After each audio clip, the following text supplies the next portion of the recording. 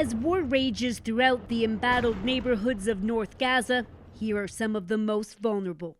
Born into violence that's already killed several thousand. Premature babies no longer in incubators because the hospital is out of fuel. It's Briar Stewart from CBC. Hello, can you hear me? We reached Dr. Mohammed Abul Salmiya, the director of Al-Shifa Hospital, the largest in Gaza. It's now reportedly out of electricity, water, and food. He says 3 babies have died in the past 2 days. We wait for any help from military, Israeli military, for us, international Red Cross, from anyone. We need to evacuate this patient safely in other hospital in Gaza or out Gaza. Israel said it would help evacuate the 37 babies in the neonatal unit, but that hasn't happened yet. And Israel says it isn't to blame. There's no reason why we just can't take the patients out of there instead of letting Hamas use it as a command center for terrorism. The Israeli Defense Forces released this video, which it says shows soldiers dropping off 300 liters of fuel outside the hospital.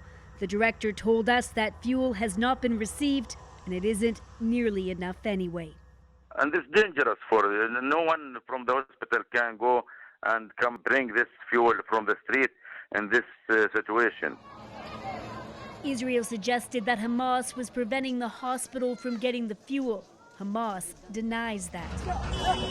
Hundreds of thousands have managed to make their way out towards the south, where it's supposed to be safer. But there's no sanctuary here. Just outside of the city of Han Yunis, 13 people were reportedly killed in an Israeli airstrike. While Israel is facing growing international pressure, including from the EU, to pause fighting amid the mounting death toll, a group of U.S. congressmen came to Tel Aviv to show strong support for a country viciously attacked last month. The battle against terrorism. Barbaric terrorism. It's even worse. We're with you. Thank you. U.S. officials say they're in talks with Qatar, who is in communication with Hamas leaders.